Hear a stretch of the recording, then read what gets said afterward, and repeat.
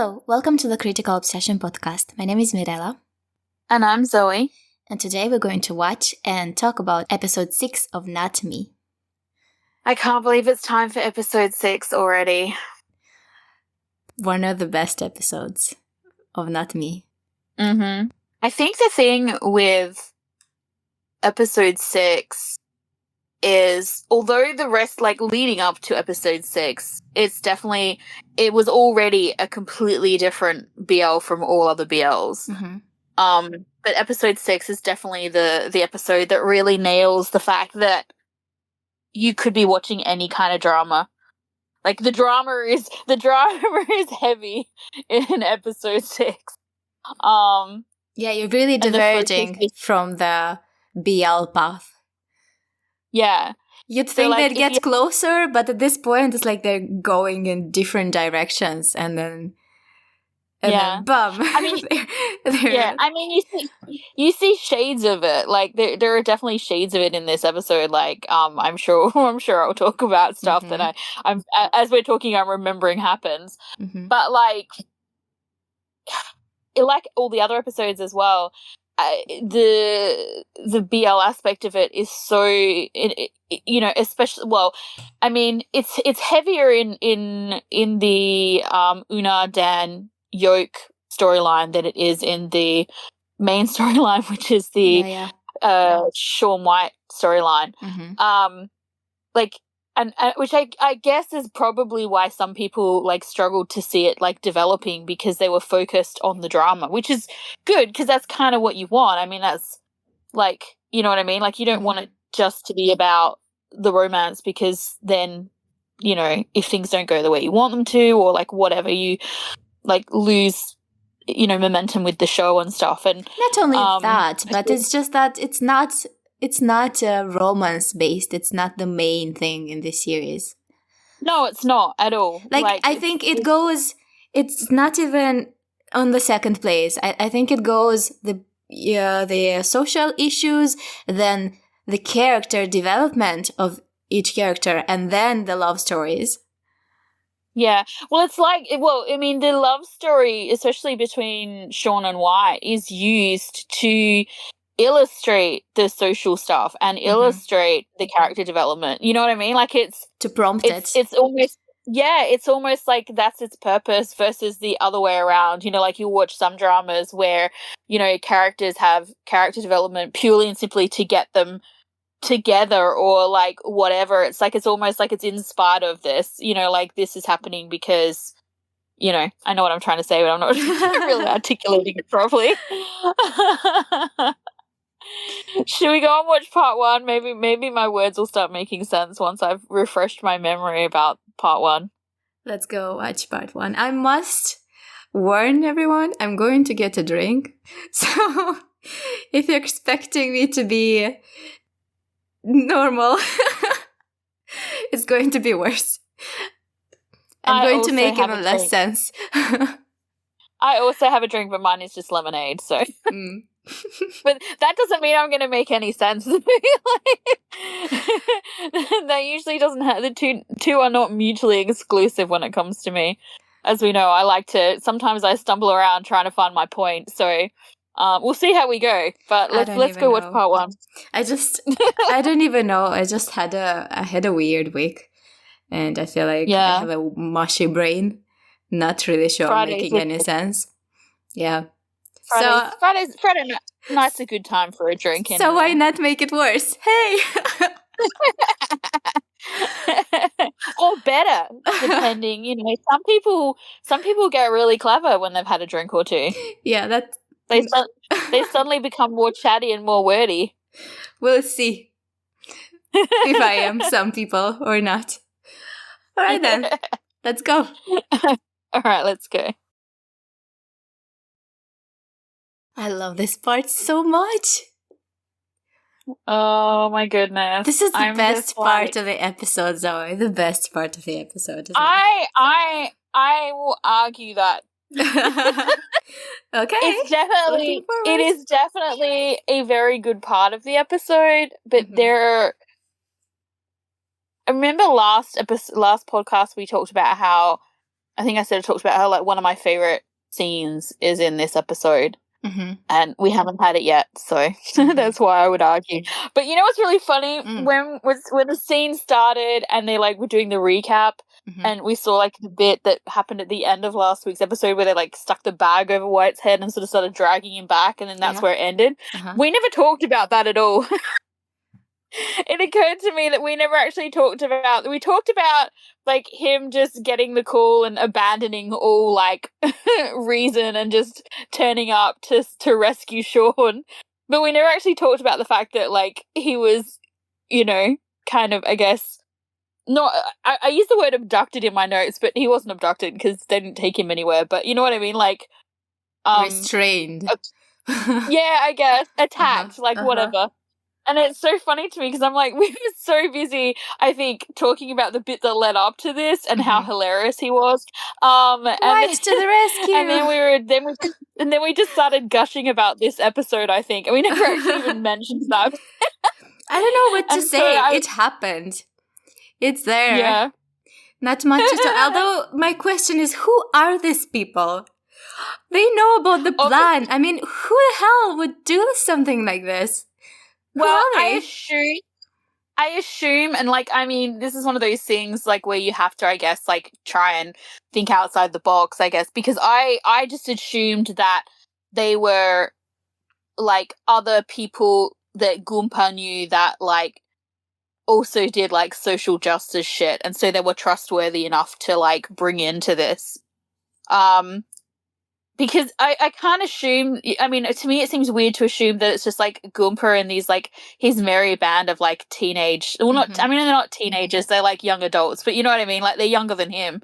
It's just that, you know, probably it is one of those things that, because if they are people like this, then this world is bigger. But considering the things that happen later, like they could have been, if that is the case, if they had friends of Goompas who are also activists or people who are trustworthy, they could have asked for help from them or got them involved later earlier when they have issues. Yeah. When they really don't need it. So, no. So they're just, you know, some people, some random people who are like, yeah, scare some. But then, like, maybe they are fellow activists, and like later in the story, when they're needed, they're not around for whatever reason. Maybe they're off doing something else. Maybe they're in another part of Thailand doing something. You know, who knows? But like, it's you know, like they're not going to be there when they need the drama. Do you know what I mean? Of course. But it's funny that they're here now that this kind of drama is needed. Here they are. They're like, oh, it was a Tuesday night. We had nothing else better to do. Sure, we'll do some pretend like, you know, abducting or whatever. I really don't know what the right word is for that, but yeah. I have to say, like, kudos to Gun and Off for this scene, because one of those things, you know, like the urge is to say the worst thing I could think of, but it's like that's just a thing that you say. Like, this is not the worst thing I could think of, but I do not think it would be at all pleasant to have one of those like Hessian bags over your face, because those things would be hot and itchy and smelly depending on what was in them. Like the bags they put over their heads, like that is not a nice cloth bag. Well, Zoe, they're actors who are dedicated to their craft. I'm sure they would do even things but I'm more challenging than this. But I'm just like, kudos for that, because I would be if I was in something and the director was like, we're going to put this over your head, I would be like, is it going to be lined with silk? But yeah, I mean, I think I'd do it, and I'd feel proud after that, because I'd be like, oh, I did that because I'm such a good actor. I'm so dedicated. Like I can do anything you want.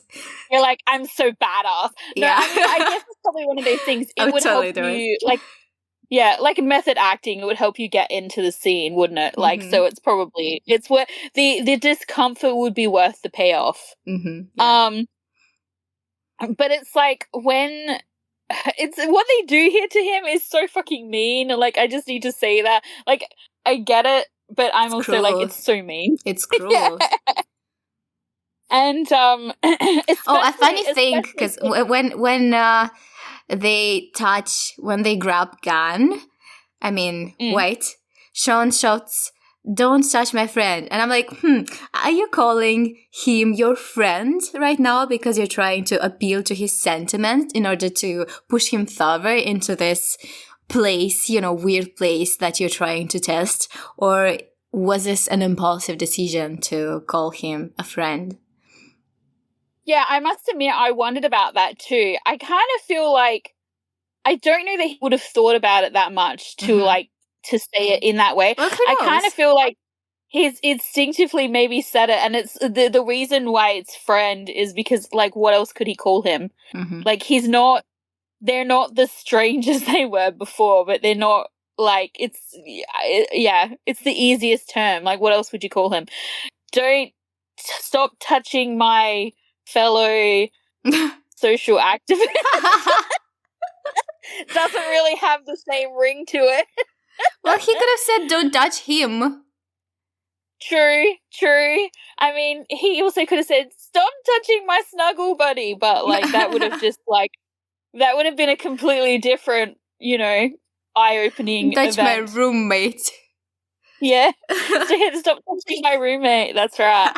It's so funny because when they take the hoods off them, if this had been a real situation, like, that's the time to start shitting your pants, because, like, when you see the people, you're like, okay, so I'm not going home later. Yeah.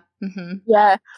But it's so funny because, like, White is, the way he's so scared, but he doesn't say a word. Like, he does not say a word until they threaten Sean. And then he's just like, here's the people's names. Like, do you want to know where they live? I can take you. Please don't hurt him. Yeah. And it's like, it had me thinking, because, like, at the time I remember watching it being like, oh my God. Like, because it does very much seem that way, where, like, his self-preservation instincts haven't really kicked in yet. Like, he's aware it's, like, a shitty situation and he looks afraid. But he really does not react until they, like, threaten to shoot Sean. And so then I had this thought, like, would he do this for any of them? Or is his fear for Sean's life the thing that prompts him to open his mouth? Like, it's, I don't know. What do you think about this moment here? I feel like maybe he would do it for the others as well. I feel like I thought so too, but I also feel like he maybe is, because, like, okay, I think, so he would do it, but this is how he explains it to himself later. This is how he rationalizes it. In the moment when he acted in this situation, it was because it was Sean. Had it been someone else, it would have been a bit different for him, but I think he still would have saved them. I think so too. Like, I think he's going to come up with a solution that tries to save as many lives as possible, or at least, like, buys time, or, like, whatever. Because of what he says later on is in a line with that. Yeah. But at the same time, I totally clicked the lid on a pen too, by the way, that you're not going to be able to cut out. So, listeners, sorry for that. I did not hear that.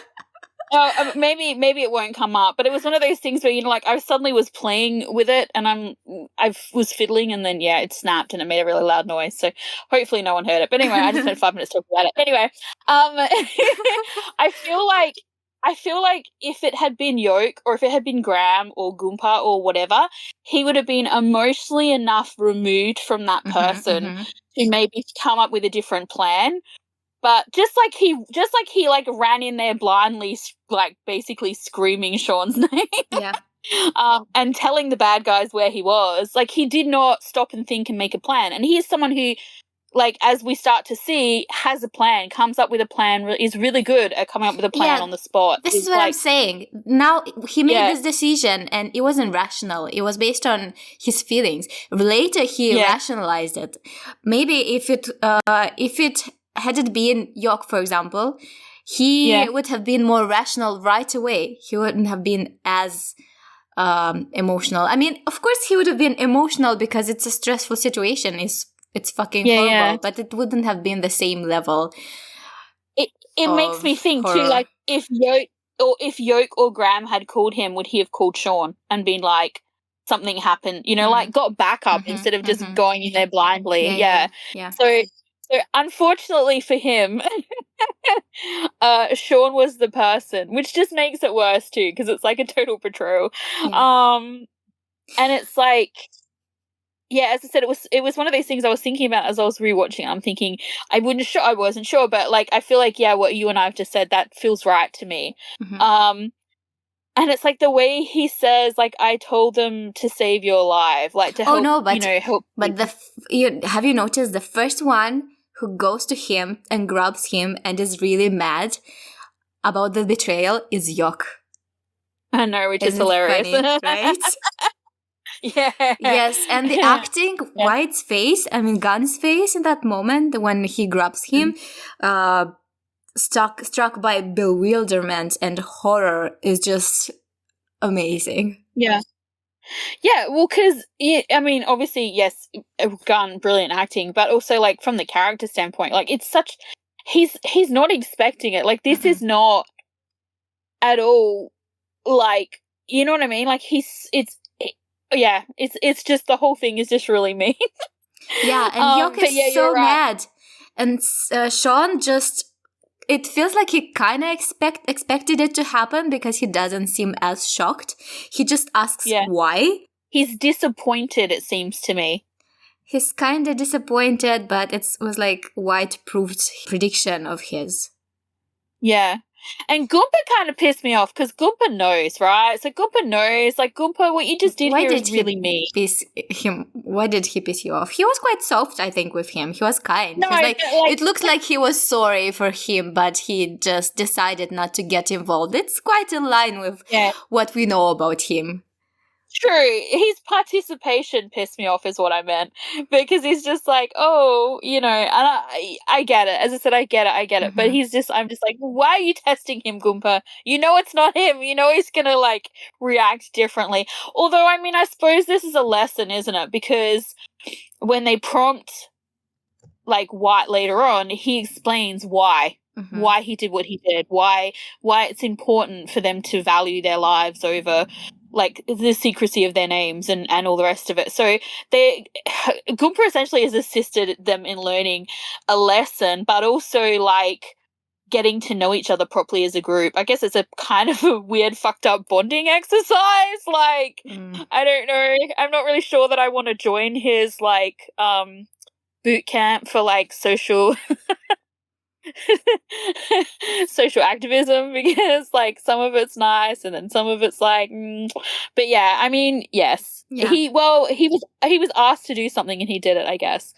But so Sean says he did it to prove that White is not fit for this mission, and then White says, I told them just to help you, and he cries when he's saying this, and his eyes are really big. He's looking at Sean.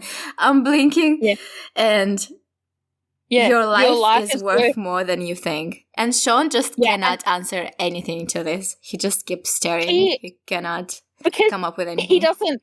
I feel like he's in shock a little bit. Like, how he can't compute that. He did not expect this answer. He was focused on the mission. He was not thinking about themselves, about this group as of a group of individuals. He's like, we're a group of people who are carrying an idea, right? He is leading this group of people into this revenge thing of him, realizing his fantasy, realizing his deepest desire, let's say. And he did not expect White's answer to be about him and not just to justify himself, not about the mission, not about something else. It was really about him. Like, your life. It got really personal. It's really like it felt like he was seeing through him. Like he knew that Sean was not, did not value his life at all. And it just was very shocking for him. Yeah. it's funny, while you're talking, I'm having this realization that I've never thought of while watching this, including when I was watching it just before, and it's just something has just occurred to me, but I'll get to that in a minute. But yeah, this idea, like as you said, he didn't make excuses. He didn't say to help us, I thought they were going to kill us. I thought they were going to hurt us. It's all about Sean's life. Yeah. Not my life. Not our lives are worth more than that. Yeah. Your life is worth more than that. And to someone who's willing to die for his cause, because, like, he's literally, like, you know, he has no one else, right? He has no one else. And then there's this perfect boy who is just telling him he's worth something. Like, he's worth sacrificing everyone else for him. He wants to sacrifice his life for revenge. He wants to die for something that the life of that person doesn't have value, even for him, but still he'd spend his life, like he would sacrifice himself to get that person to disappear. But White would sacrifice everyone else for him in that moment. Including himself, right? And it's like, to have someone do, like, I'm as I said, I'm like, fuck me, if that's not like romantic, I don't know what is. It's so twisted. And so this poor boy, right? So then he removes himself from the situation temporarily, and we get, you know, first off, we get to see White in the black jacket again, which is always a good moment. Yes. It always bears mentioning. Sorry if you're sick of me talking about it, guys, but we're always going to mention the black jacket because it's like its own character at this point. Yes. Yeah. I'm still bitter that GMM didn't sell them. I'm like, perfect. What is wrong with them? It would have been the perfect moneymaker. It's so funny because the way, like, White starts speaking reason and the other two are like, oh yeah, we want black for the win. No, but Yok, he's so mad he cannot even look at him. He's not looking like everywhere else, not at White. While Graham cannot stop looking at him because Graham thinks that must be a reason. He is looking for an explanation. Yeah. He has faith. When he knows Blackmore, and he just thinks there must be something there. It's interesting because, like, as you said, when he's talking, the way Graham is watching him, the other thing is Graham is more like, we've spoken to, I mean, I've mentioned this before, and I know you and I have definitely talked about it, where Graham's whole, like, ideal of what they're doing is very academic versus, like, you know, Sean's, like, kamikaze, like, I don't care if I die, you know, peace out kind of mentality. So when White starts speaking, like, truths, like hardcore, like, factual kind of, you know, isn't it better, even if we all die, that people at least know who we are? We're not some abandoned, anonymous corpses somewhere that made no difference, that no one knew about, and no one knows what happened to us. Like, he's making sense. What he's saying makes sense. But even it's because they mentioned that, didn't you think, like, our identities, he didn't even say, like, we die, our identities would be exposed. Like, it's better for their identities to be exposed than to die just like this, just to disappear into nothingness. Yeah. Nameless. And because I think that is a thing that happens in a lot of countries. And it happens later. Yeah. This is what they do later to save themselves. They expose their identities, basically. Oh, yeah, but I mean, like, in real life, in countries where there is this kind of dissent and stuff like that between, you know, politicians and the people, or, like, whatever, so many people just who have or who are trying to make a difference, who have a voice, just go missing and never seen or never found. Yeah. No one knows, you know, who they, like, sometimes they don't even know who these people are, because often they'll work in a way like, say, Una does, where, like, they're masks, like, no, people don't know who they are. So, and then suddenly just one day they're gone and no one knows who they were, what happened to them. And, like, after a while you forget. You know, like, people go, we're busy, we go on with our lives, we forget, you know, like, maybe you'll walk past something that they did and you'll be like, oh yeah, like, remember that person who used to do this thing, or, like, it happens so much. And I think it's, like, it's kind of, like, he's definitely speaking on that as well. And it's just, it was such a moment where it makes sense to Graham. And then, of course, it also makes sense to Yoke on a more, like, kind of, I guess, not as like academic way, but it's just their reactions. Like Graham is still considering as well, because he doesn't, like, him and Black clearly do not always agree with each other anyway. Like, even because he says to, like in one of the other episodes, he says to White, "You're always pissing me off." So, like, it's happened a couple of times where we've seen White do, like, argue a point or, like, whatever, just like Nooch does to him as well. But, like... But they don't So dismiss Black each really- other. They don't dismiss each No. other's ideas or just ignore No, each other. but- This is why they're able to work as a team, because they respect each other's opinions, even though they might be thinking differently. No, but I think maybe this is what factors into the fact that Graham doesn't pick up on the change as well. Even though, like, we've talked about, like, you know, if they're close friends, like, shouldn't he have noticed, blah, blah, blah, all that. I think he doesn't, because I think he's actually used to Black, like, arguing, like, antagonistically with him about things to, like, make him think about stuff. Like, so academically they push each other. Like you said, like, there's a respect, a give and take of, like, ideas and whatever. And so it's probably why the three of them are friends, like Nooch, Graham, and Black, because they all come at it from a different angle. You know what I mean? So it gives interesting discussion. It gives, like, They whatever. have different perspectives, yeah. Yes, exactly. So you can see, like, in that moment, Graham is, even when you can see he's shifting as well. He is, like, considering, like, he's very serious, but he's considering, like, what's White saying. And then Yoke's like, "Yay, Team Black again." It's so important. And it's just so funny because he switches so quickly. It's just like, it's like, I want to wave a cookie under his nose and see if he, like, just completely forgets what they were talking about. Wave a Unar in front of his nose instead. Yeah. It's like, "Oh, was that Unar?" And he's like, "Wait, what?" Like, who? But yeah, who? That's right. And then, you know, like, of course, and then Sean joins the party, and he's just so full of anger, which, like, understandable. Okay, like, for real, Is he don't full get of me wrong. anger though? I feel like he is. Not when he first starts talking, but, like, towards the end when he leaves again. But I want to he's say so full of anger that I love the way this scene is filmed. It feels like White is being questioned, then there's this light above him, the table that separates him, they film from the side. White is on the one side of the table, on the left side, and all the other ones are on the left side, right side of the table. I said it's very much an us and them moment. Like, he's on his own against them. He must win their trust. He must make them, get Prove them himself. to listen. Yeah, prove himself, exactly. It's filmed beautifully.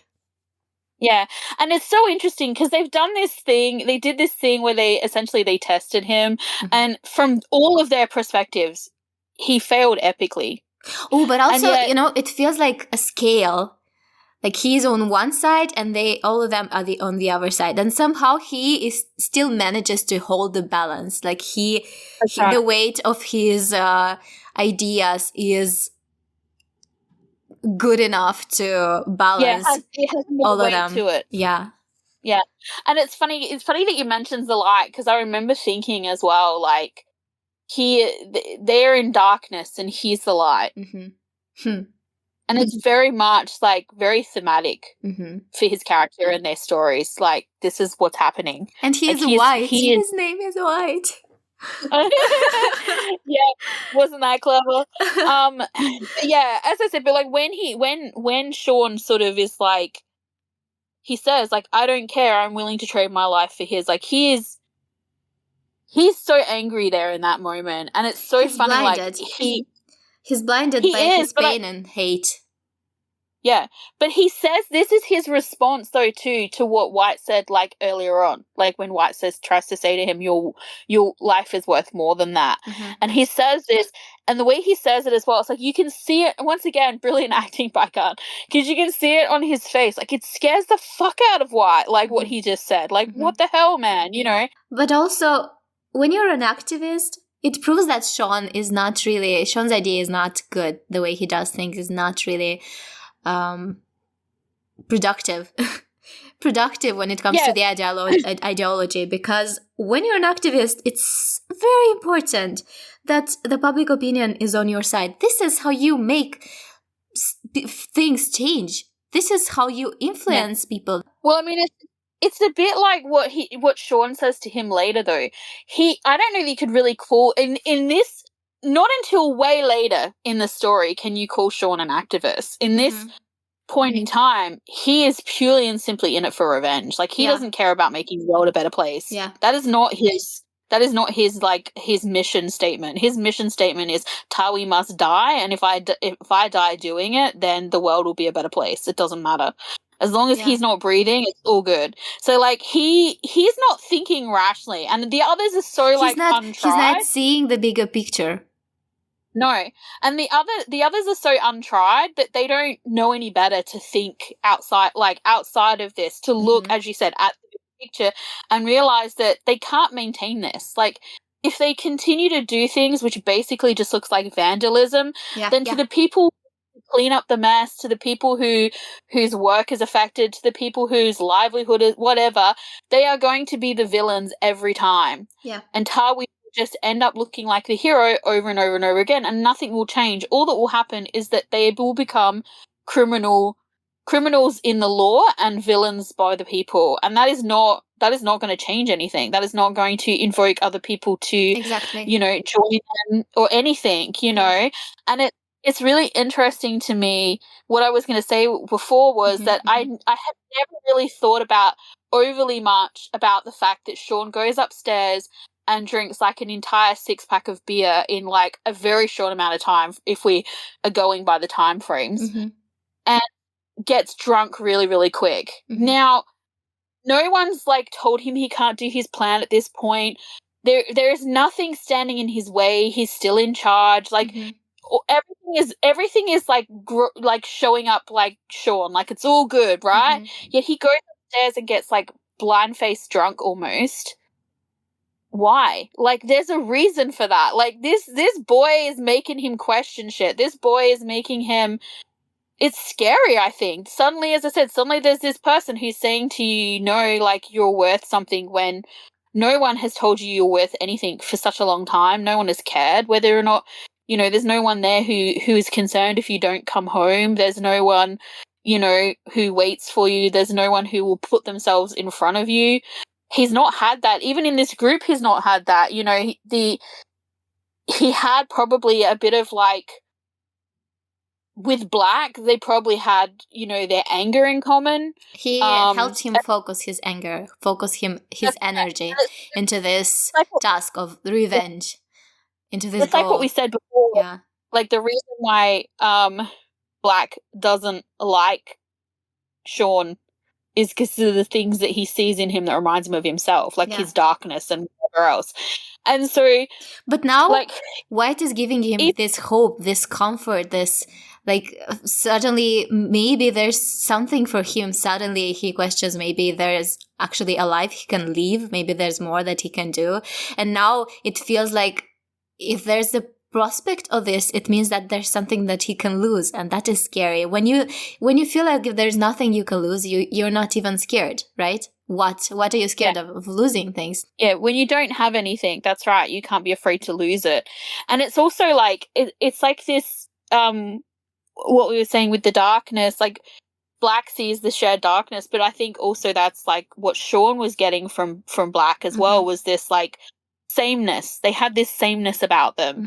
And even though they didn't particularly like each other or whatever, they were united in that. And then suddenly you've got this person who's completely opposite of that, who is bringing like light to the situation, who is not just telling you that you're not...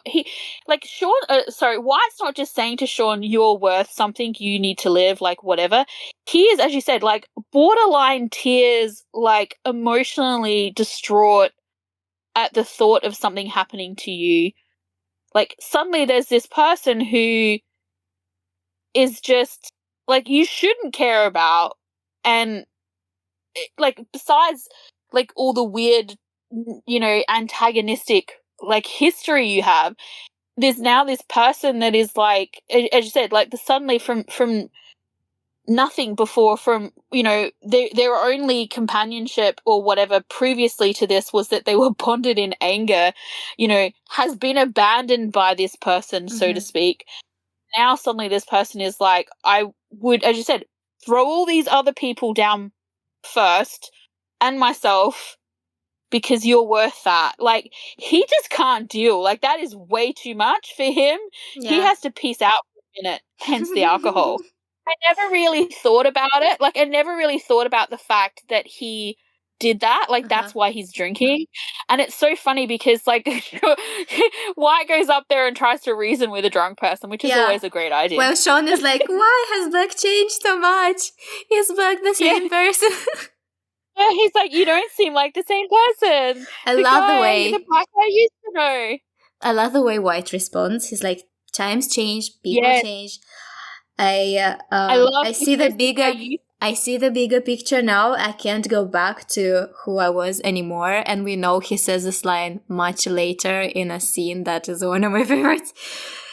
And it's about him, it's really his reality. This is what happened to him. He's being super honest right now. Super frank. It is, but it's so funny though too, because it works for White or Black. Like what he says here, where he says, I used to have different thoughts, but now I see the bigger picture. Like, it works for either of them. Because this happened to Black too. It's just that his bigger picture is different to White's. Yeah. Because they have different points of view on the situation. Because Black is like Sean is before.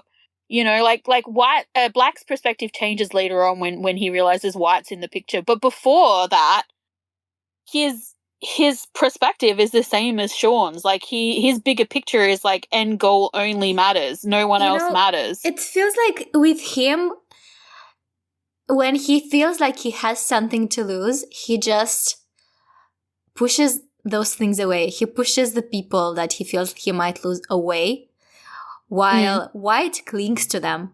White tries to, he doesn't just put distance between them. He doesn't try, and he tries to help them. He tries to get them to understand. He tries to connect with them. He tries to help them and get them involved, and just to get them to be a part of this bigger picture and to see the bigger picture as well. Very different ways to approach the situation. Oh, yeah. And it's interesting too, because I reckon if you just blind showed like bits of this show to people and you ask them, out of like White and Black, who is the braver twin? People are going to say Black because, he seems like the brave one. Like he has no fear, like whatever. But the absence of fear does not make someone brave, just makes them stupid. Well, he is brave. I mean, he is fearful. This is why he pushes people away, because he's afraid. Oh, no, I know that. But what I'm saying is I'm not saying you're saying the people. Okay. Go on. I'm saying that. Well, I'm not even saying the people. I'm not saying that he's not fearful or whatever. I'm just saying that in this instance, I mean, it takes him a while to get there, and I will complain about White later on. As much as I love him, it takes him way too long to like go to Sean. But anyway, I understand him. It just frustrated me. But anyway, he is the braver of the two. Because he embraces this idea of the fact that he may lose this person. Yeah. Like he wants to have a relationship with Black, even though they were torn horribly and, like away from each other. It would have been really traumatic for both of them, what happened to them as kids, right? What their parents did to them is horribly, oh my God, it's so messed up. Like, it would have done so much emotional damage to both of them. Yeah. And, like, yet he still wants to have a relationship with his brother, whereas Black would rather push him away. Like, he uses safety as an excuse for that. Vulnerability is harder to keep. It's the bravest thing to do, because it's scary. It's the scariest thing. To stay vulnerable, knowing what might happen to him. Having been through the experience of suffering, of losing someone, staying vulnerable, choosing to stay vulnerable is a brave thing. It is, and that's what I mean. So, Mm-hmm. so in that, like on the surface, if you put them side by side and you looked at their behavior and you looked at whatever, you might go, "Oh yeah, Black's the braver one because Mm-hmm. he's not afraid to do this and he's not like whatever." And like as you said, of course he's afraid of stuff, but like on the surface, on the surface, he looks really good that way. But like White is the one who, makes that decision to stay, to cling, to have these emotions, have these relationships, even knowing, as you said, even after knowing that like that shit can get torn away from you and it's devastating when it happens. And like, and even Sean to a certain extent is brave too, even though like he even though their like codependency is a little bit fucked up. I love it. And this is why the relationship gets so intense, because they choose to be so vulnerable with each other, and they're brave because and so quickly. Yeah. Yeah, and they embrace that. They embrace the idea that they're it for each other and all the rest of it. And that is really scary. And it's also really brave. Yeah. You know what I mean? So especially because Sean has had this like mission statement, this like idea of like revenge on Tawi, which like his mom wouldn't want, his dad wouldn't, like they wouldn't want this for him. They would not want him to sacrifice his life to, get this revenge for them. Like what does it, like who benefits from that? No one benefits from that. Like unless he legitimately can stop him from hurting other people, like stop that from happening to another family, like who benefits? If Sean kills him and then dies or like whatever, like there's no benefit there. He says like they talk about it, and when White brings up the allegory of the crossroads, this is my favorite moment from this episode, and the moment that made me fall in love irreversibly with this series. I love this. I remember when I was in school, I had this friend who used to crossroads without looking, left and right, and I'd had conversations with her and be like, why Yeah, it doesn't make sense, please stop. What White says is that you think you might be sacrificing yourself for an idea, but if you're not there, how do you know how this idea will be interpreted? Once you're dead, you lose control of the situation. You cannot affect anything anymore. So I am personally against the concept of martyrdom. I think this is the wrong choice. I think because Sean asks, since when is your life, do you think your life is more important than your ideology? And I don't think choosing to sacrifice your life shows that you think that the ideology is more important, because when you die, how do you know that someone else is going to continue? Who else is going to die for this for you? And the people who are alive, do you think they're going to perpetuate what you died for? If this is so important for you, then it means you must continue living for this thing, right? And ideology is abstract. If you want to influence someone, you don't give them abstract ideas. You live, because what actually changes people is bonds with other people. And while you're still alive, you can cause change in other people. But if you're dead, that's it. You're dead. Yeah. You cannot do anything anymore. I remember watching this scene with my mom as well, and it was like not funny, but it was one of those moments where we were watching this scene and I could feel her, like, like when you're watching something with someone and suddenly they're watching you, or usually they're watching you. It usually happens when you're watching something with someone that you've already seen it and you know what's about to happen, or you love this moment a lot and so you want to see how that person is reacting or like whatever, like, and you can feel that person looking at you, or whatever. I had that moment, and look, it was like my mum had not seen this scene before, but the topic that he's bringing up. So in Australia, it is pedestrians have the right of way, right? Yeah. Regardless of if you break the law. So if I cross the road illegally and a car hits me, it's their fault, not mine. It's right like this. Is there a place where it's not like this? I don't know. The driver will be punished anyway. Yeah. If they hit someone, they will be punished. That's right. And so, like, this thing that he's talking about, like, where, you know, not being concerned about looking whether the car comes and hits you, and all the rest of, like, what's the lesson here, is because when we're walking places, I will often just, like, walk across or whatever. I mean, I always look first. I'm not an idiot, but, like, I will cross, and my mum will say to me, you know, kind of, and I'm like, pedestrians have the right of way. Like, I say it all the time. And she's like, she always gives me, like, this, like, super judgy look. She usually then follows me, of course. She gives me a super judgy look first. And while White was doing this speech, she was, like, giving me, like, the side eye, and I could see it. I could feel it. And I'm like, yeah, Mum, I know. Because this is the thing. Like, you could say, you know, that even, you know, as I said, you know, even if I was doing, or this person is doing something illegal, it's such an interesting concept to be, or it's pretty hard to be high and mighty about and say, yeah, but I had the right of way or whatever because you're dead. But like,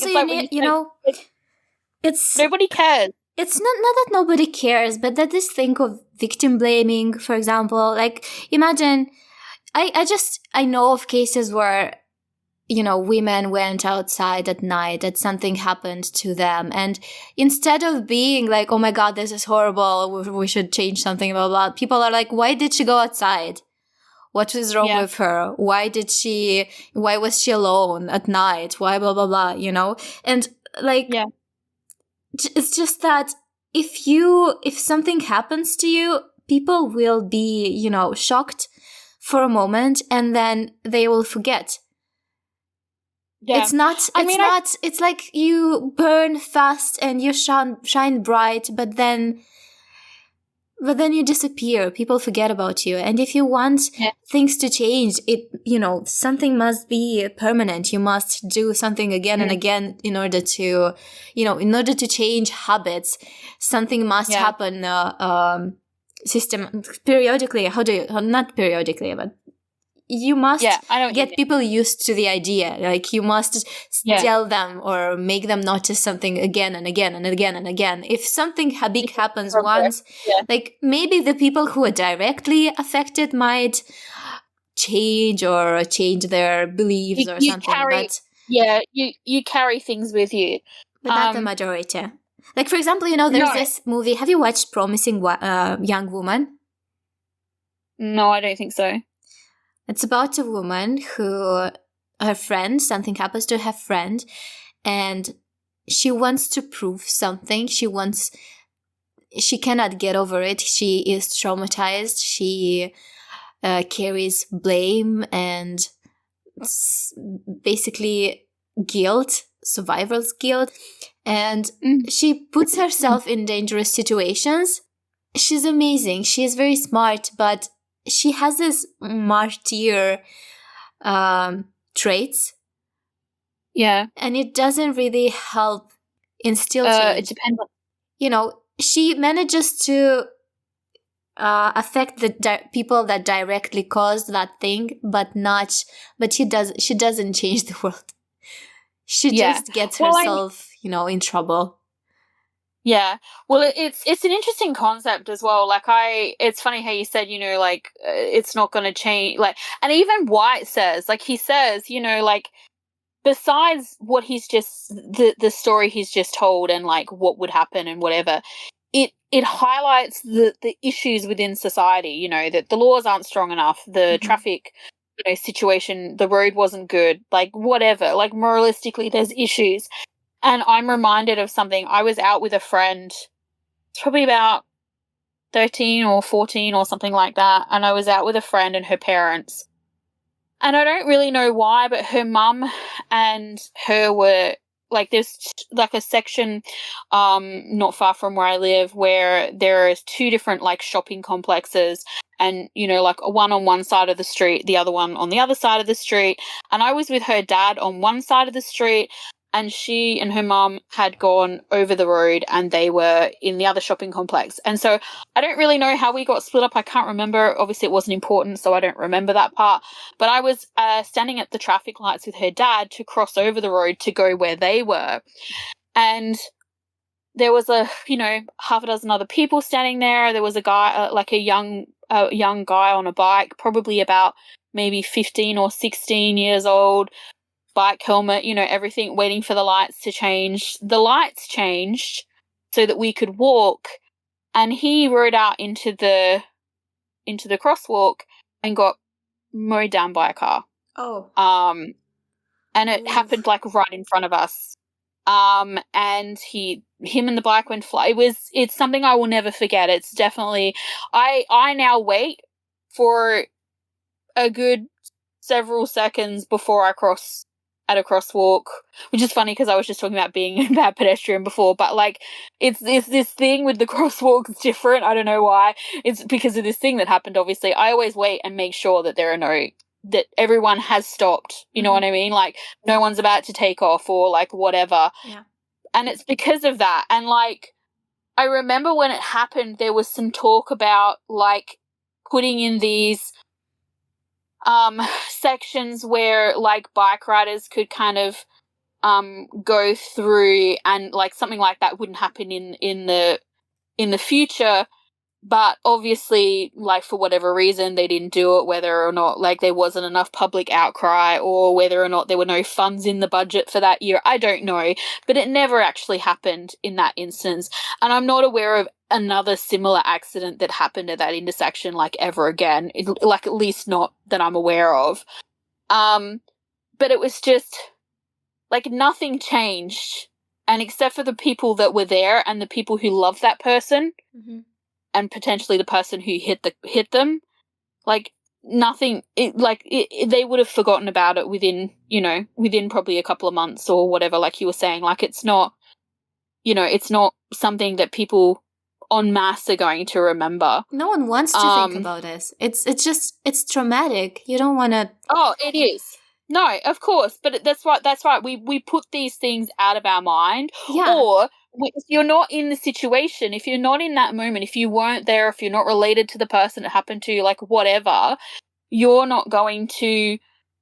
It's not going to affect you in the same way. Like it's like when you see something. But if it's affecting you, you want to distance yourself from this because it's painful, it's horrible, and you don't want to be emotionally involved. No, I mean the martyr, the martyr thing. Oh yeah. But what I'm saying is like I've never forgotten. It's stuck with me forever. But like I'm talking about just people who heard about it. Maybe you saw it on the news, like whatever. Yeah. Like it's like there's a disconnect. Do you know what I mean? Like because unless you're directly involved, there is definitely a disconnect in society, because it's like you can see on the news a thing about a school shooting or something like that, and we can all go, oh my God, how horrible, that's horrific, that's like whatever, be really sad, sign a petition, like do whatever. But like 10 minutes later we've seen something else that was like just as horrific or worse or like whatever, or like something crappy happens to us personally, and you forget, as you said, you distance yourself from it. So unless there's something that happens in that moment that, as you said, that changes, that forces change, that things are developed, it doesn't stick with people. You don't remember it in the same way, like it's like violent crimes and stuff. We had a big mass shooting here in Australia back in, I think it was like 1996 at like a tourist place here. Lots of people died. And about, within, a few months to a year or whatever, our government basically went, no more guns, and basically took everyone's guns away. And as a people, there were, as Australian people, you had guns in Australia? I didn't know. When was it? It was massacre happened, I think, in 1996. And my dad used to have a couple of shotguns. Lots of people had guns, like we just had guns because Australia is like a big farming country, like a lot of people just had guns. And then they did the government just basically, the government basically just said no more guns, and they did this initiative where they bought back everyone's guns, and like only people who are illegally licensed or need it for a job or like whatever carry guns or have guns in Australia. It's very different to say like somewhere like America or something like that where the gun laws are very different, and so it's just one of those things. But like, so people remember Port Arthur is where it happened. So people remember Port Arthur more so than like a lot of other tragic things or whatever happened because this big thing happened afterwards. Like our country changed quite a bit. I mean, like our police and all that, they still carry guns and like none of that's changed. Like I know there are some, like when I was in London, like a lot of the cops don't carry guns, which I just always thought was really weird. But it's just like I think I know they're like their special forces and stuff like that carry guns. But and also like it's one of those things. If you want to get a gun, obviously there are ways to get guns, black market, like whatever. But I think here in Australia it's like really expensive to get a gun on the black market. Like you just like if you have enough money to buy a gun on the black market, then you're probably not going to want a gun on the black market. Like it's like, because you've got all that money, so you're good. But yeah, it's just, but like that was a thing that happened that caused like massive change to our country and our laws and like whatever else. However, this truly horrific thing had to happen. But you look at the States, though. Look at the United States. Stuff like this is like something that happens so often, and nothing changes anyway. Yeah, they have different gun laws, and it's tied up in their constitution. So even if something horrible happens like this, it doesn't mean that it will change anything. That's right. It doesn't necessarily mean anything. But at the same time, like I guess what White is trying to say here is that like dying in vain isn't going to do anything either. Like you need to try and address all of these things that are problems because he mentions all the issues. Well, like he doesn't say dying in vain. He says dying for a cause isn't necessarily the most the wisest choice. It won't necessarily do something for the cause that you're dying for. Yeah, true. You can do so much more if you keep on living for your cause. Yes, he uses the saying. What does he say? He says. What does he say here? He says, something that it's better if they're alive and they walk together, they can go so much further. And I was like grinning so hard when he said that bit because later on. Yes. But yeah, it's like it's this thing that he's trying to say to Sean where he's like, there's so much more value in you living than in the value in you dying. Yeah, it's like who wins if you die in this situation? Like who wins? No one wins. Does Tawi win? You don't win if you die. Like, and as you said, like it's this idea as well, like of him being like, I'm okay if I bring him down, like to sacrifice himself. But how do you know, like after you die, like how do you know what happened to him? Yeah. But like and as you said, he brings up the different ideas of the different flaws within, like that scenario, the crosswalk scenario. Yeah. Like the flaws in it, like the laws aren't strong enough, the road was unsafe, like whatever. Like you need to address these things. Yeah, it's too complex, and you dying. Like what should change? What are you focusing on? What are you trying to say with it? Right? You just died. You have no voice anymore. What did you want to do? Like what did you die for? No one can tell because you died. Yeah, and he brings up that idea, like once again, because White is very focused on the people, like the people's voice as a motivation. This idea of like the people's voice, like once again in that analogy of like the crossing situation, he talks about like if you cross and then you get hit, like people are gonna say you're an idiot because you know what I mean. Like he's like victim blaming. This is the same message that he tries to bring up later on when they're, when they get to what they're doing in the I couldn't think of the word of beverage, with the beverage factory. And so like because they need like to have like one or two people, like if you're in a large group, one or two people yelling something, you can't hear them. Like, it's not as effective than the whole group yelling the same thing, essentially. is what he's trying to say, I think. That's not what he says, but that's like the message he's trying to convey. He's like, we want all of these people supporting us and not tearing us apart while the guilty gets away. We want them to understand why we're doing what we're doing. We want them to be on our side. We want them to support us and to see us as the good guys and not have them, dismiss us as just some vandals. Yeah. Yeah. And I love how when I'm just going to go back a bit about how when they first start talking, White says about about not kicking him out or whatever, and Sean says, I didn't test you because I wanted to get rid of you. He's like, I did it to make sure you are still the same. Mm-hmm. Well, and my question is like, yeah, now you see he's not the same, and so what? So what? He went and drank 6 beers is what happened. Because he's like, what do I do with this? What do I do with this person who's telling me you're worth something? But also when he asks, why did you change? What prompted this, character development? I'm like, are you expecting him to say, you can, basically you could say that this is the real answer. Well, yeah, true. But it's like, it's funny because when he says to him, about, oh God, what was I going to say?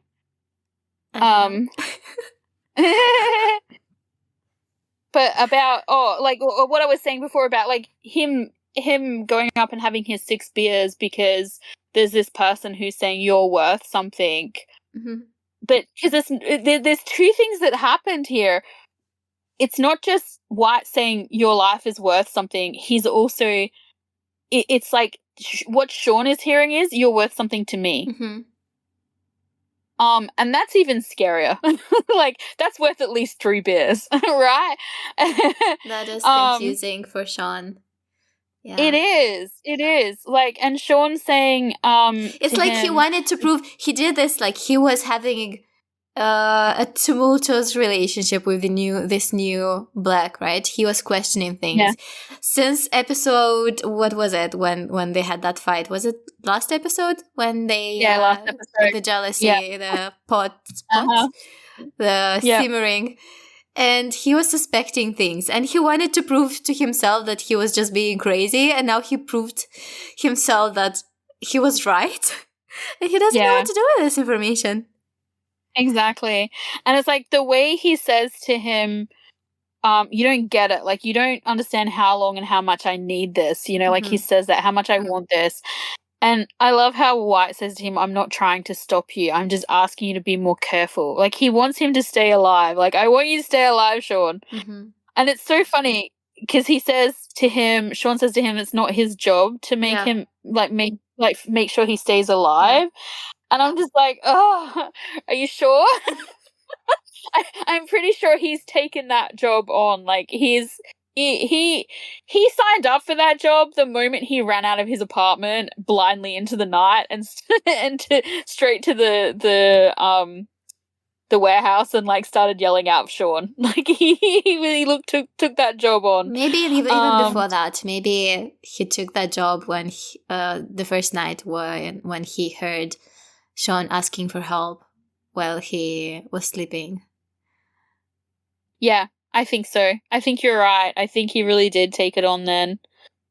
Yeah, I believe that very much so.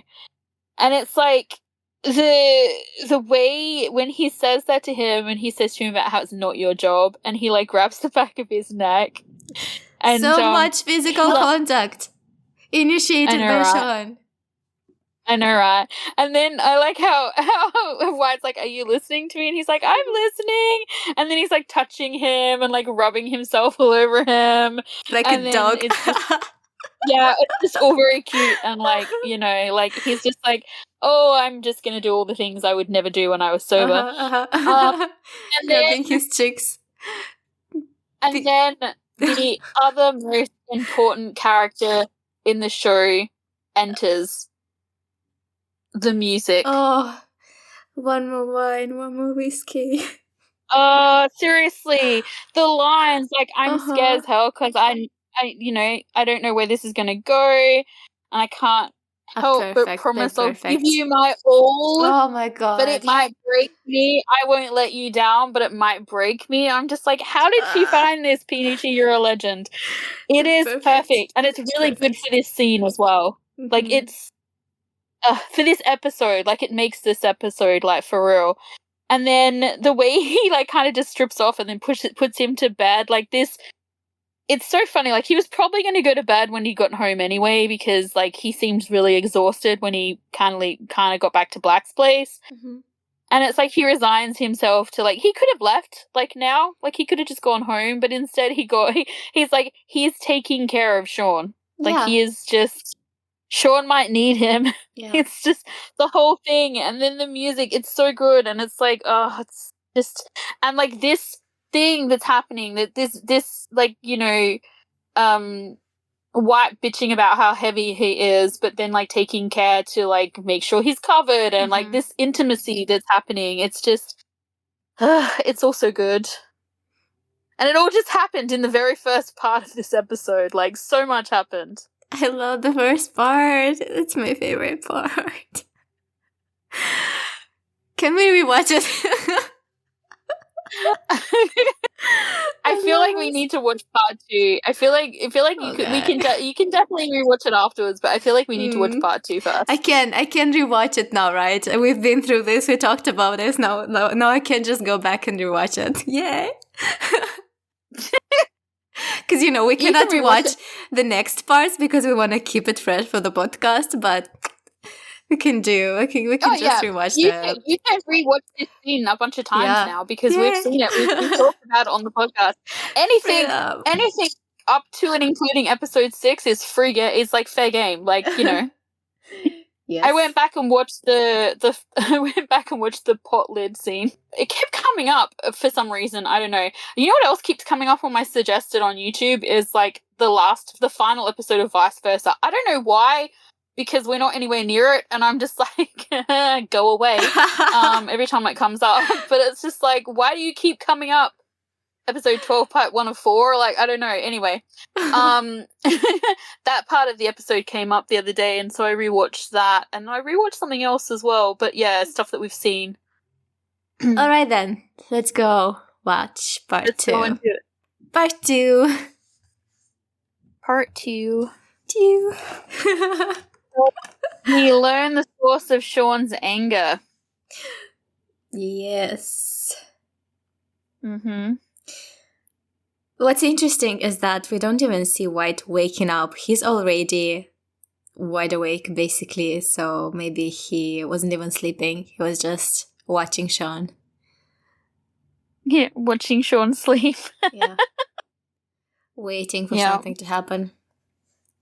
That's right, like keeping a protective eye out over him. Mm-hmm. Well, I mean, if it's something that happened, you would be kind of like, maybe curious to see if it would happen again. Mm-hmm. Because let's face it, he's fascinated with Sean, so even though, like, at this point in time he'd never admit it, he wants to know everything about him, and this is an insight that, potentially could give him some information.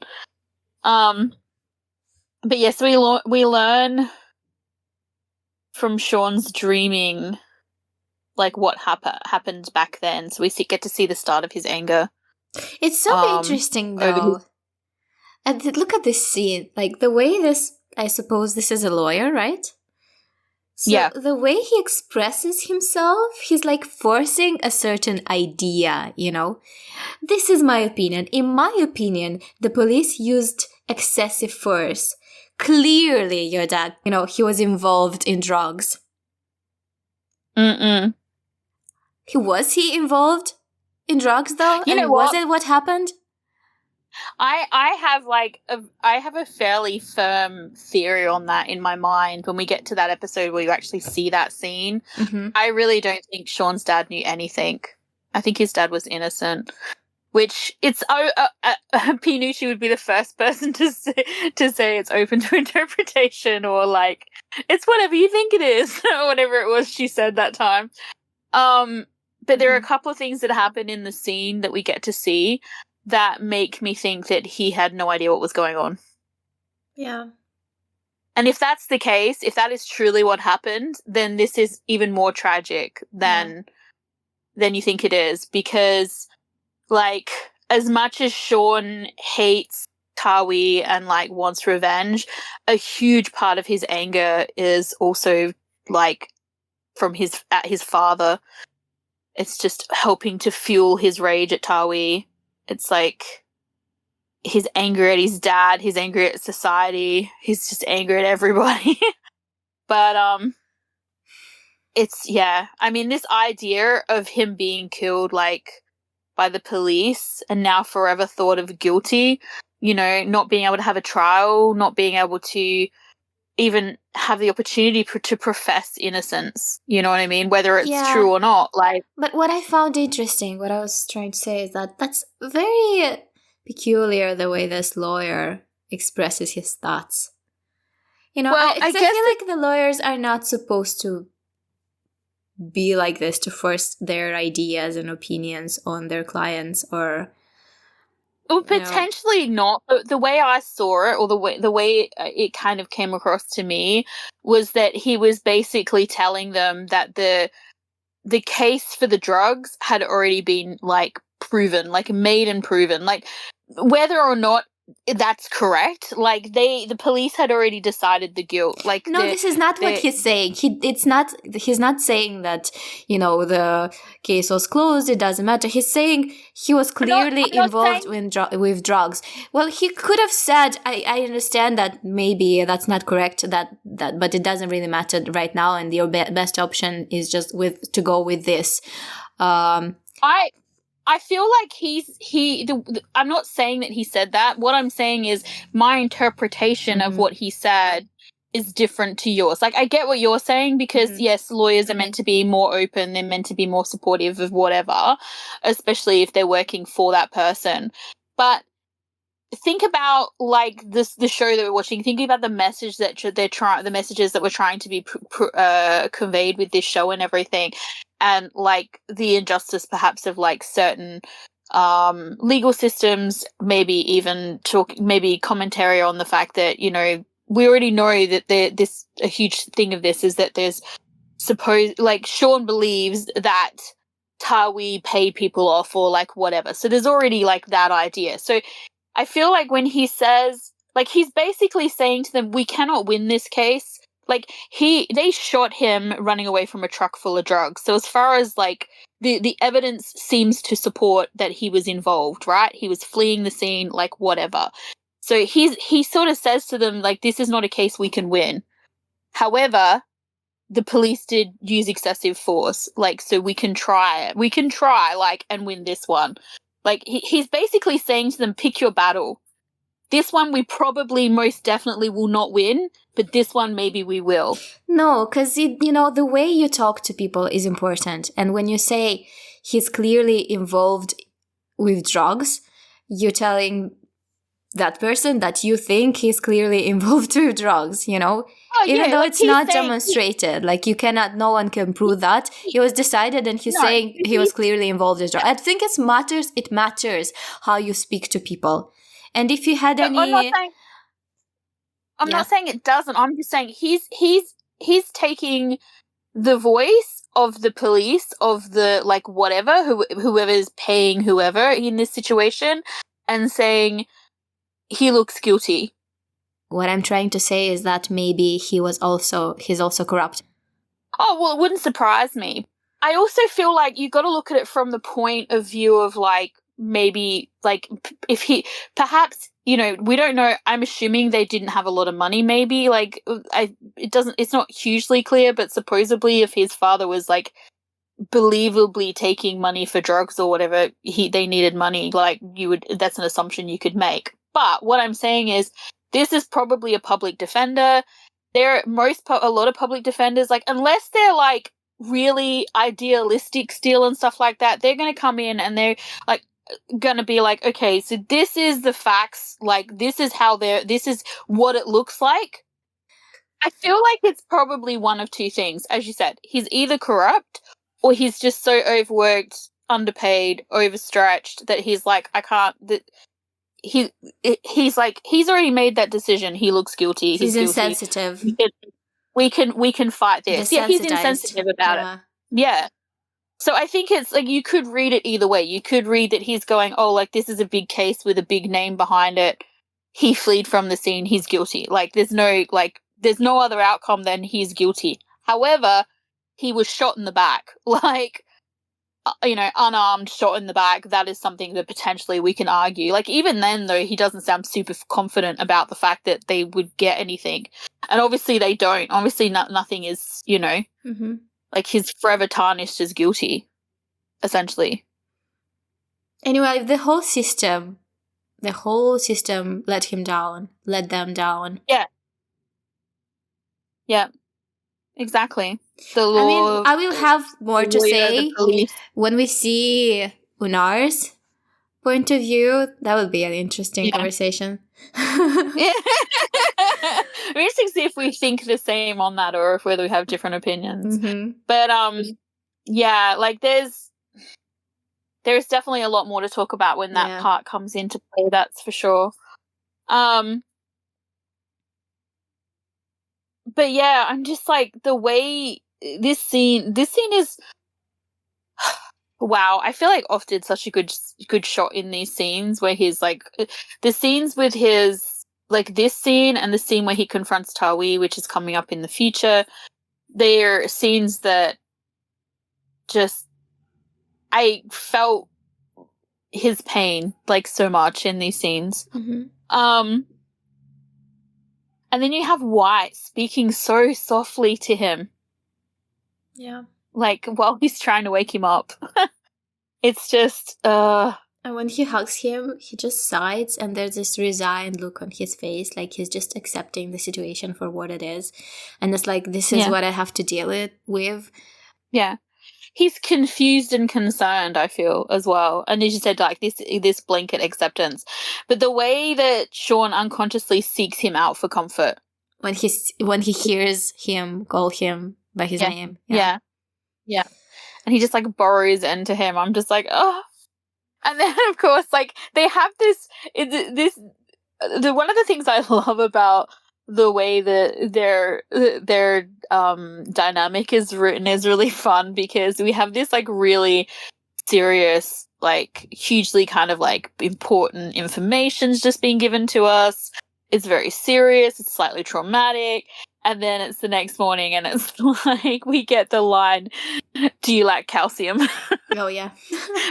Which always makes me laugh. Because the way he's been laying on White's arm all night. And the other thing I loved about this is I love the realisticness of this scene. Because I don't know if you've ever done this, like, had someone lay on your arm or, like, a part of your body or something, and then you try and, or like if your leg goes to sleep or something and then you try and stand up and you just, like, fall over. Like, this is so realistic, the way he, like, goes to sit up and then just, like, falls over. Mm-hmm. It was great for, like, comedy, but it was also just, I liked the realism of it. Yeah. But yeah, the line, do you lack calcium? Like, seriously, dude? One of the best ones. He's such a smart ass. Like, they're like a couple of kids in this scene. Like, it's a lot of fun. Like, it's like this fun, like, flip side of, like, the seriousness that we just had. Yeah. And then we had this measuring look in Sean's eyes, because he knows. I feel like he knows something happened again. And well, it's funny. You can see in this moment, I feel like that he kind of is, like, starting to trust, like, White. He starts acknowledging that there's something going on between them, and that his vulnerability is out there in the open for Black to pry on, for Black to mock or whatever. Yeah, but he already knows that Black is not going to do that. But he still dares him to, and he's curious to see, like, he is studying him. He kind of wants him to ask him to be interested. Well, you think about this, like, Sean hasn't told anybody. Like, I mean, we could assume that maybe he's told Goompa something. The fact that Goompa took him in and everything. But, like, pretty sure Black didn't know anything because, well, he tells him. So Black didn't know. I mean, Black may have known something, but if he did, he found it out himself. You know what I mean? Like, he wanted to check this person out before he, like, hitched his wagon to, like, Sean's or whatever. And so, but clearly, like, Yoke and Grant, like in the beginning, they're not friends. He's not debriefed them. He hasn't even told, you know, his best friend, like, what is her name? I'm having a mental blank. Nemo, that's right. He hasn't told her either, and so, like, he must be dying to tell somebody. And not only that, like, it's like, as you said, it's going to make him hugely vulnerable, but also, like, you want to tell someone who you're pretty sure is going to care. You know, and that's, like, you know, we all have, like, people who care about us, or like, you know, I hope so anyway. But, like, friends, there are big differences between, like, some friends and other friends, or, like, people in our lives or whatever, where you might tell something like this to someone, but you wouldn't tell it to everybody. Like, it has to be the right person. And it's like, yeah, he must be dying to tell somebody. And the fact that, also the way that White's just like, if you wanted me to know, you would tell me already, or you would have told me already. Like, it's a very interesting gamble that he makes there, because the way he answers, he's answering for himself, but also, like, it implies that, you know, like, Black didn't know about it. So, and he couldn't possibly know that for sure. So it's a bit of a gamble that the way he answers him there, I mean, he's correct. So he's, you know, but he's not really thinking about it in that way, I don't think. And then, yeah, they just start acting like children. But also the way he answers, if you wanted to tell me, you would already do that. It's like he accepts Sean for who he is, and he does not judge him, and he gives him the space and time and patience and trust. He's not making demands. Yeah, he trusts him to make the decision for himself. Yeah, that's right. To share or not to share this. That's right. And it's interesting because if you think about, like, the last episode where he was so territorial of this space that they're sharing, and there was, like, the way he was so passionate about it, he was leaning into this intimacy that they do have between them, but like, you know, obviously the weight of it at that point in time, maybe him not realizing, but, like, it had a heavy weight for him. Maybe it didn't, you know, he's thinking it doesn't have the same weight for Sean, but we all know that's not quite true. But, like, this, it's like, it's almost like he's like, this might be my place, but that's not my place. Yeah. At least not yet, anyway. Well, you cannot force someone to be vulnerable with you. You cannot force them to open up to you. But I'm like, could you imagine him having this situation with Graham or someone? Like, Graham would just demand he told him, like, what was going on. Well, he's being very respectful and sensitive about it. He is treating Sean's feelings with care, with delicacy. And Sean appreciates it. Even though he's not showing it, but he appreciates it. And he trusts, like, you see the way his behavior changes from, you know, the previous scenes to the next one. Like, there's a big difference in the way he treats White. Well, you can see the way he watches him as well, like, later on. But it's like, it's funny. It's like this bit where they dissolve into children is like, because it got too intense, kind of, or like too serious all of a sudden. So, like, they had to bring out the, like, you know, juveniles. Yes, that's right. So, and then Sean starts explaining his plan. I love how in his plan, he says to Yoke and Graham, you guys go here and do whatever you like to draw Go the play. security guards. Go play, children. I mean, it's such a great plan. Go and do whatever you like. I mean, like, give them the carte blanche. Like, start a bushfight. Like, what the hell is he doing? Like, do whatever you like. Like, the scope of that is huge. Like, I don't know. What are you guys into? Like, I mean, it's not really the best plan when you're saying to one half of it, go here and do whatever you like to draw attention. Okay, Like, no, surely hold on. They had those firecrackers. Yeah, exactly. Like, they prepared. I mean, they did not have time to explain everything right now, but he did prepare. I mean, he basically told them you can improvise if you have to. I feel like he said you can do whatever you like, and they looked at each other and they had this unconscious communication where they went firecrackers and then high-fived each other. They always look at each other and nod and smile and shake their hands when something is happening. Yeah. Oh God, it's killing me. It's killing me. It's just like, yeah, we get to set stuff on fire. I'm like, this is not going to end well. And then, oh, the thing with the substance. Oh, God. Oh, seriously, the stuff with the bitterness, and then how, like... They're all trying to get Graham to taste it, and Graham's justifications get more and more ridiculous. I don't need vegetables. I don't eat vegetables, and it's a white powder. It's like, dude, what's that got to do with anything? Vegetables. No, I like when White is getting ready to taste it, and he's like, is it safe? And Graham's response is, yeah, I did the research. I'm like, I'm sorry, but Graham, that does not instill me with the confidence that you think it does, because, like, I can't trust you after, like, the last mission where you're like, there's no one in the house, and then they set the house on fire. Wait, there's someone in the house. Like, I don't know that I'd really be trusting his I did the research before I stuck something in my mouth and swallowed it.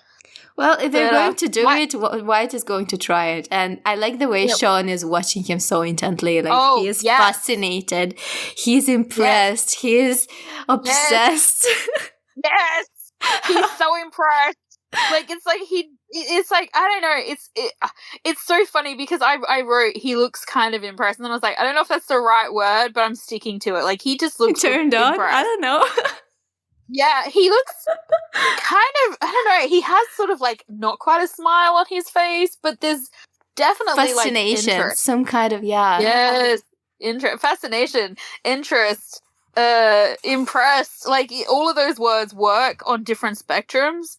Yeah. And I love when, like, White questions him, and he says, if you're scared, stay home. And he says to him, stop saying that to me, I'm not scared. No, but when Sean says it, he doesn't even say it maliciously or condescendingly or with disdain or anything. He just says it. He's giving him an out. Yeah, he's giving him an out. If you don't want to do this, you don't have to. You don't feel like he's judging him at all.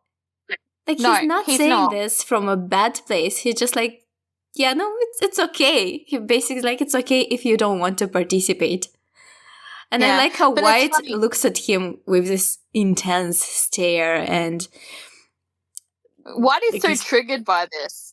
Because he's like, it's like he's saying to him, you're not getting me. You're missing the point. This is not what's happening. What is happening is it's not that I'm scared. Like, he's scared, but, like, that's not what's his problem. Like, I mean, he's scared about all sorts of stuff, the way Sean makes him feel. What's going to happen to his brother? What if they catch him? Like, but his fear does not immobilize him. It does not get him to panic. It makes him think. It's not what's causing him to question. It's not what's causing him to question them. Yeah. Yeah. And he just wants the plan to work. This is why he's questioning.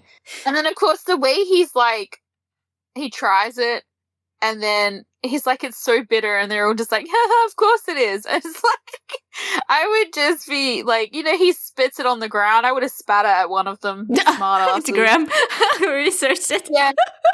Yeah, but it's like I just sometimes like start spitting on the ground. Like, where's Goompa when like White was washing out his mouth and spitting all over his floor? His precious floor of his warehouse, of his garage, and the way he's like the faces he's pulling, and Sean's open your mouth. Open your mouth. Is there like a more loaded statement ever? He's just like, why? Uh-huh. I don't know why. What do you think is going to happen at the table with four of you sit around there? Open your mouth. Would you? Yeah. Like, what a weird request. I wouldn't. Yeah, I would be like, why? But yeah, him shoving I would be like, no. in his mouth is just like the cutest fucking thing ever. It is.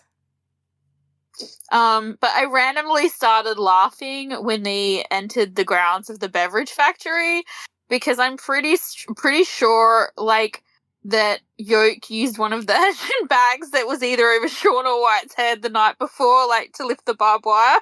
I was just like, oh look, it's multi-purpose. I love the scene when they pull up though on the motorcycles and it's like, who's driving? You know, I saw that Sean was in the back and he was showing them where to stop. Who was driving?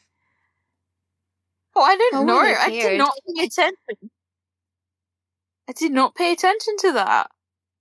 Because it was dark and I went back to watch it again, but I did not really understand. Was White driving one of the motorbikes or? I don't know. I'd have to watch it and like lighten my screen maybe. Mm-hmm. Yeah. I'm not 100% sure about that. I never really thought about the fact that Sean was on the back. He was probably behind Yoke or something though. Maybe. But yeah, so, and just the plan. Like, I'm listening to them do the plan and I'm like, oh. Children.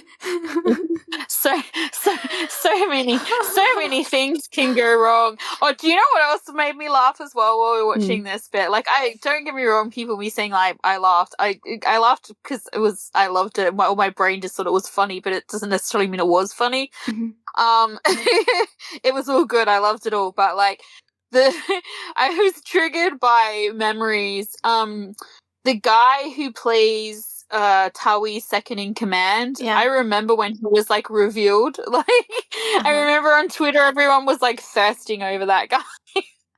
Oh really? There was lots of Twitter thirst posts over like Tawi's second in command. Even my mum was like, "Oh, who's he?" And I'm just like, I'm pretty sure he's one of the baddies. Mum's like, "Yeah, but I think that's part of it." I'm like, she's such a pervert. But yeah, it's just really funny because when Sean was like, "Oh, he's really dangerous," I was just like, everyone on Twitter was like, "Oh, is he?"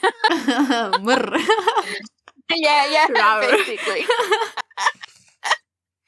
So yeah, it's quite funny. I triggered by that and remembered the posts and remembered like thinking it was funny at the time.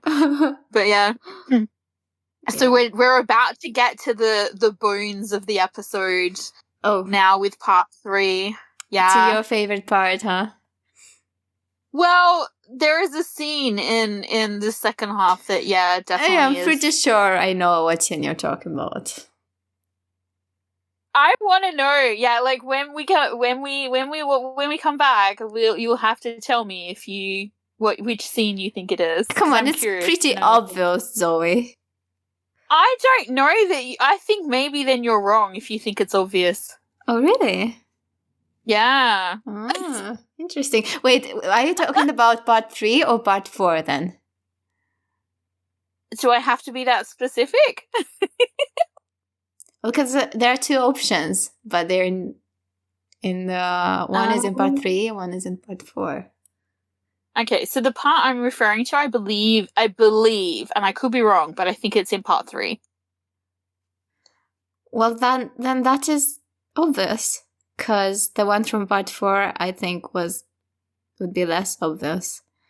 Oh, okay. I'm really now I'm curious to know what you're going to say, but let's save that for the next podcast. Okay, so because I mean like that.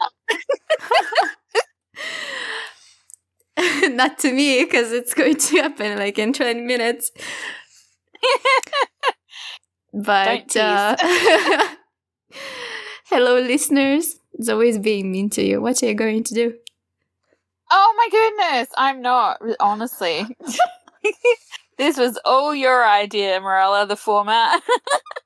Anyway. I think we're done with part 1 and 2. Mm-hmm. Thank you for hanging out with us. Share the podcast with people who think are going to be interested, and goodbye for now. Bye.